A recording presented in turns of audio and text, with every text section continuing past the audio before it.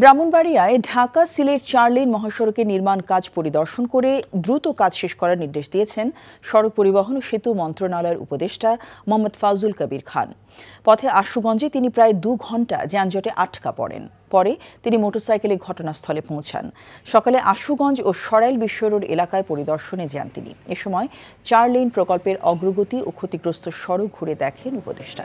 এর আগে তিনি মহানগর প্রভাতী ট্রেনে কমলাপুর থেকে ভৈরবে পৌঁছান। এদিকে উপদেষ্টা সফরকে কেন্দ্র করে ভৈরব রেলওয়ে স্টেশন এলাকায় ভাঙা রাস্তা, দ্রুত অস্থায়ী সংস্কার সহ সড়কের পাশের ময়লা আবর্জনার স্তূপ পর্দা দিয়ে ঢেকে দেয় পৌর কর্তৃপক্ষ।